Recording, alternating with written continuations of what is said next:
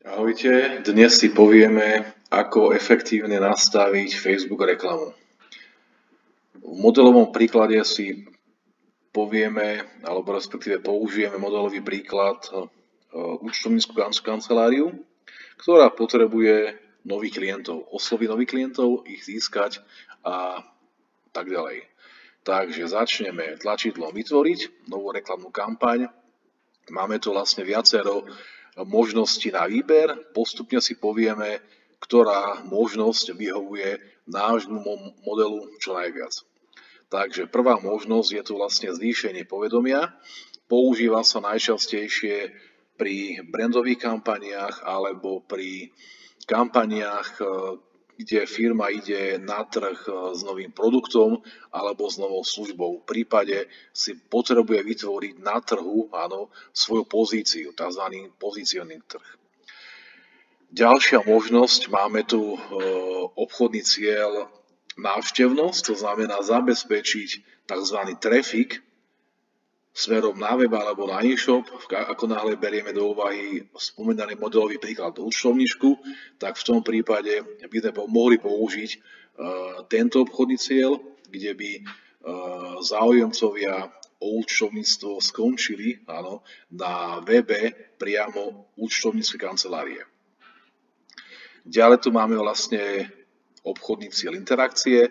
V tomto prípade by sme zvolili tento obchodný cieľ, ako náhle potrebujeme vzbudiť interakciu v cieľovej skupine a dosielili by sme to, aby či už komentovali alebo lajkovali či už post alebo konkrétnu Facebook stránku. Ďalší obchodný cieľ máme tu s názvom potenciálni zákazníci. Tento obchodný cieľ sa používa napríklad pri zbere kontaktných údajov z Facebooku. To znamená, že cieľová skupina nekončí na webe klienta, ale po kliknutí na reklamu sa otvorí formulár, kde sa môžu vložiť informácie vopred definované. Najčastejšie sú to e-mailová adresa, meno, priezvisko, áno, samozrejme URL adresa, alebo teda internetová adresa, a tieto vlastne údaje sú také nejaké najpoužívanejšie. Tieto údaje následne skončia priamo u klienta, to znamená, je možné napojiť systém na CRM, alebo teda na informačný systém, ktorý sa prepojí, áno, s Facebook reklamou. A už je na tom klientovi, akým spôsobom osloví tú svoju cieľovú skupinu z toho formulára, z tých formulárov, či už im zatelefonuje, osloví e-mailom, prípade pošle nejaký e-book a podobne. Dosť často využívané aj pri technologických firmách, v prípade realitných maklérov alebo realitných kancelárií. Ďalej tu máme možnosť propagovať aplikáciu. Ako náhle spoločnosť, firma disponuje konkrétnou aplikáciou, tak je možnosť vybrať tento obchodný cieľ s tým, že je možné ho zamerať na počet stiahnutí, áno, a ponúkať tej svojej cieľovej skupine a následne, ako náhle si tá cieľová skupina stiahne tú aplikáciu, tak neskôr je možné nekonfliktne alebo respektíve nenásilne posielať do tejto aplikácie nové informácie, nové akcie, nové zľavy, áno, a takto komunikovať, áno, s tou cieľovou skupinou, ktorá si stiahla tú konkrétnu aplikáciu. No a posledný obchodný cieľ tu máme vlastne s názvom predaj. Je zameraný najčastejšie pre e-shopové riešenia, áno, alebo v prípade, ako náhle chceme komunikovať, alebo teda klient chce komunikovať telefonicky, to znamená zamerané na telefonické hovory. My vlastne použijeme obchodný cieľ návštevnosť, ideme ďalej, no a teraz sa nás to vlastne pýta, áno, či chceme vlastne manuálne nastaviť kampaň, vyberieme manuálne, aby sme si vlastne mohli rozobrať všetky detaily. Tu si vlastne pomenujeme názov kampane, aby sme mali v tom poriadok. To znamená, že pomenujeme si ho s názvom účtovníctvo a dáme lokalita, a aby sme mali prehľad Bratislava. Môžem spomenúť ešte na okraj, ako náhle by sme inzerovali napríklad reality, to znamená, že vlastne v tom prípade by sme vlastne museli vybrať kategóriu bývanie, ako náhle by sme reklamovali ponuku zamestnania, tak zase túto kategóriu, áno, a pri politike túto kategóriu a pri kreditných kartách, leasingov, áno, a konkrétne celkovo o financiách zase túto vlastne kategóriu.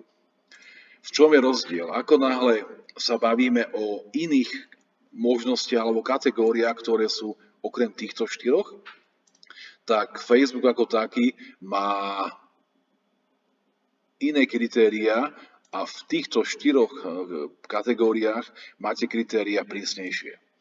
To znamená, ako náhle, inzerujeme napríklad z hociakej kategórie oblasti tohto klienta, tak musíme vybrať kategóriu. Ako náhle ju nevyberieme, tak nám to vlastne Facebook zamietne a až do potvrdenia tej konkrétnej kategórie bude reklama zamietnutá. Ako náhle sa bavíme o modelovom príklade účtovníckej kancelárie v Bratislave, tak v tom prípade nespadá do toho vlastne ani do jednej kategórie, tak tým pádom ideme ďalej. Máme to vlastne typ nákupu aukcia, áno, máme tam vlastne na výber, v tomto prípade vlastne ponecháme typ nákupu aukcia. Následne, tu sme si vlastne vybrali ten konkrétny obchodný cieľ v prvom kroku, to znamená, máme tam vlastne návštevnosť a ideme ďalej. Tu si vlastne de facto môžeme upraviť alebo teda definovať limit výdavku na kampaň. Zo skúsenosti viem, že je to vlastne lepšie robiť na jednom mieste, ku ktorému sa dostaneme neskôr. Tu si vlastne de facto môžeme zvoliť budget, áno, to isté. Tu je to možné, na konci bude jednotná jedna možnosť, kde to vlastne bude možnosť zvoliť na jednom mieste. Pri AB testovaní, alebo respektíve AB testovanie volíme vždy vtedy, ako náhle nie sme si istí, ktorá možnosť je správna. Vždy sa testuje, alebo vždy sa dáva do AB testu, dve možnosti dávajú. Nikdy nie viac. Prečo? No preto, aby sme vedeli pripísať výsledok do testu. Ako náhle by sme dali 3 premenné do testu, tak nevedeli by sme pripísať k jakému výsledkom máme pripísať k prvému, druhému alebo tretiemu. Ako náhle testujeme dve možnosti A a B, tak tým pádom jeden test z tých dvoch nám vyjde lepšie a tým pádom vieme, že je to vlastne konkrétny výsledok. Ideme ďalej. Ďalej sa nás tu pýta na názov reklamnej zostavy. To znamená, že v tomto prípade môžeme použiť napríklad reklamnú zostavu podvojné účtovníctvo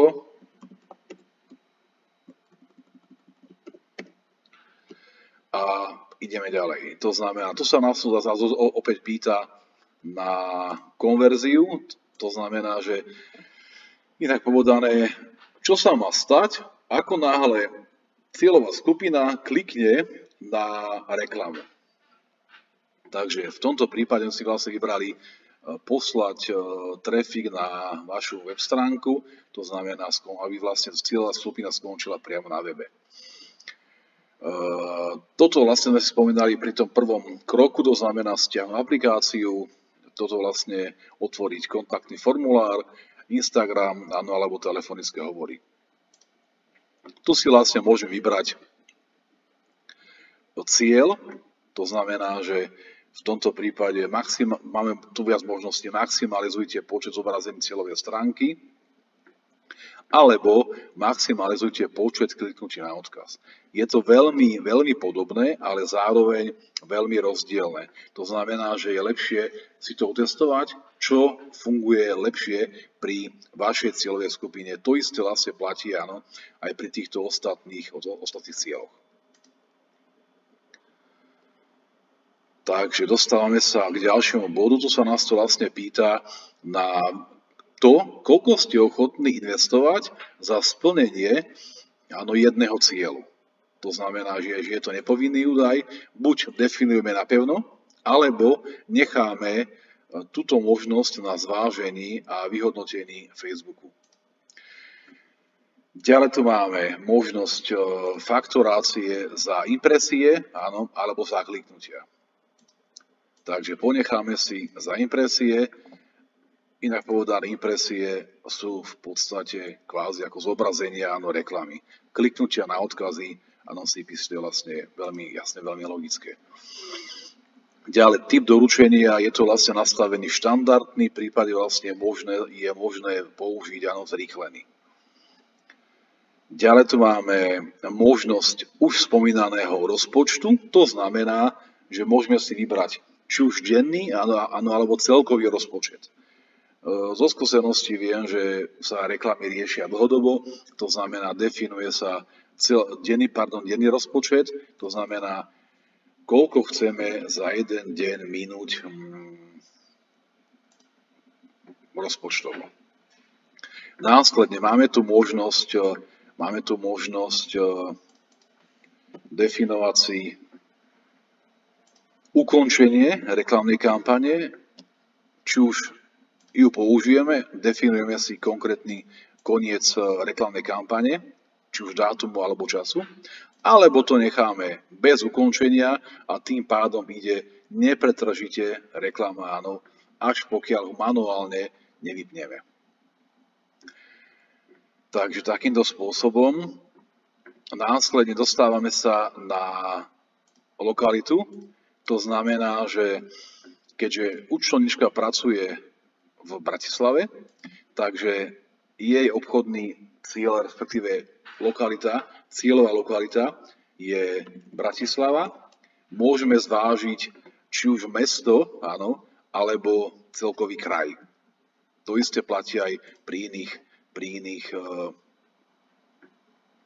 odvetviach. Tu máme možnosť využiť polomer od bodu. To znamená, že ako ďaleko sa má zobrazovať daná reklama. To znamená, dali sme si v polomere 20 km od bodu Bratislava. Ďalšie možnosti sa nás to pýta, od jakého veku, od jakej vekovej kategórie sa má zobrazovať reklama. To znamená, že dáme si 25 rokov, a na pravé strane sa nám zobrazuje odhadovaná veľkosť publika. Ďalej sa nás to pýta na jazyky. To znamená, keď sa bavíme o Bratislave, tak určite dáme slovenský jazyk.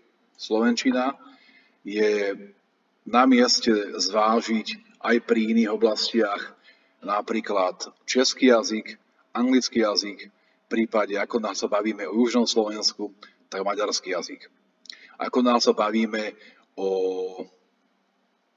trebárs stavebníctve, ktoré má presah trebárs na rakúsky trh, tak zase tam vlastne treba zážiť ešte aj nemecký jazyk, lebo vieme, že niektorí z hľadiska cieľovej skupiny bývajú v Rakúsku na pohraničí so Slovenskou a následne cestujú. Posúvame sa ďalej. Túto vlastne možnosť by sme vlastne využili, ako náhle by sme potrebovali rozšíriť tú našu zvolenú cieľovú skupinu o ďalšie veľmi podobné, veľmi príbuzné cieľovú skupinu. Ale hovorím, toto sa vlastne používa, ako náhle využijeme, máme históriu dát, ktorú máme z hľadiska času, a ako náhle máme stále vôľu a možnosť prijať ďalšiu klientelu, tak v tom prípade ju rozšírime, áno, a systém vyhodnotí a rozšíri o ďalšiu cieľovú skupinu. Následne sa nás to pýta vlastne na platiteľa a konkrétne na zobrazovanie na facebookových miestach. To znamená, môžeme si vlastne zvoliť konkrétne, či si prajeme zobrazovať reklamu len na Facebooku, alebo aj na Instagrame, áno, a ďalšie konkrétne parametre. Tuto máme detaily, to znamená, postupne si môžeme de facto zvoliť, kde zobrazovať, alebo na druhej stránke nezobrazovať konkrétnu reklamu. A v tom sa nám upravuje tá cieľová skupina v počte, tá veľkosť toho publika. Takže takýmto spôsobom. Následne tu máme možnosť vybrať si, či sa nám má zobrazovať reklama čisto na všetkých mobiloch, v prípade len na Androidoch, alebo len na iOS-kách, respektíve mobilných zariadeniach s operačným systémom iOS. Necháme zvolené na všetkých mobilných zariadeniach. Ďalej sa nás to pýta, či zobrazovať reklamu iba pri pripojení k Wi-Fi sieti. Áno? To znamená, máme možnosť zvoliť áno alebo nie. Na pravej strane sa nám snaží systém zobraziť odhad denných výsledkov. To znamená, že oslovíme 10 000 až 29 000 z cieľovej skupiny a získame z toho 151 až 436 odkazov alebo respektíve trafik v počte. Ideme ďalej. Takže tuto máme vlastne názov reklamy, ktorú si pomenujeme napríklad Účto Bratislava podvojné.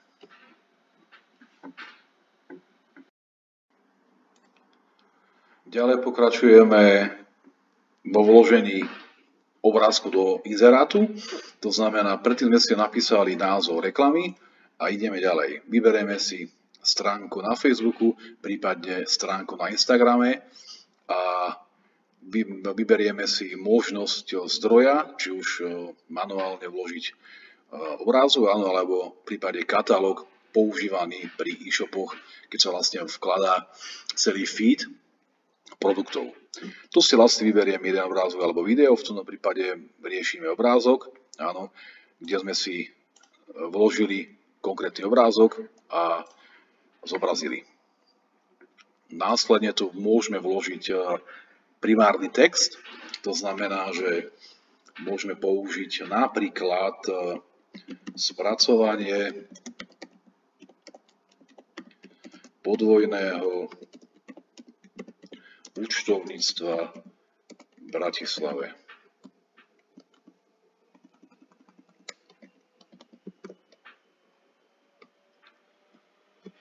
Dobre. Ďalej tu máme titulok, to znamená, použijeme veľmi efektívne účtovníctvo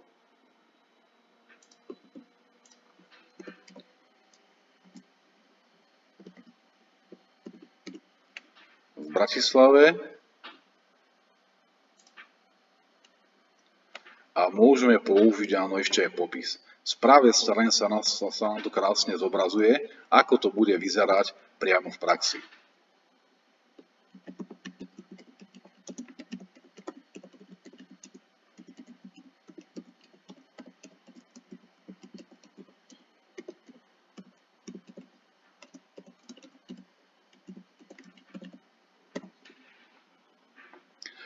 Ďalej, dosť podstatná výzva na akciu, to znamená, že zvolíme si v tomto prípade, či už kontaktujte nás, alebo ako náhle máte treba nejakú akciu alebo zľavu na vašu ponuku služieb, tak vlastne môžeme použiť túto možnosť využiť ponuku, získať akciové ceny, to znamená v prípade, ako náhle ich ponúkate, zistiť časy premietania v prípade inzercie napríklad kina, áno, alebo objednať ich hneď, ako náhle sa bavíme o inzercii napríklad pri donáške jedla.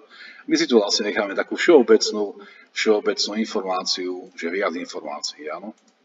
A ideme ďalej. Takže použijeme URL, alebo teda príkladový web,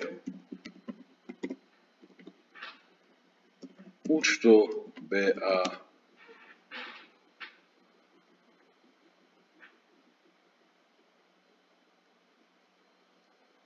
SK lomeno podvojné účtovníctvo. Dobre, ideme ďalej. To znamená, tuto skončí, áno, ten trafik alebo tí ľudia, ktorí kliknú na túto konkrétnu reklamu. Ideme ďalej.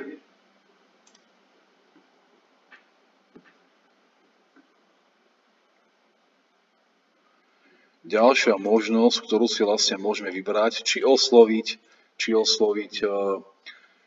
existujúcu návštevnosť z web stránok. To znamená, že ako náhle máte implementovaný tzv. Facebook Pixel na vašom webe, kde sa zbiera návštevnosť vďaka cookies, tak môžeme osloviť áno aj túto cieľovú skupinu. Ako náhle nie, tak to jednoducho neoznačíme.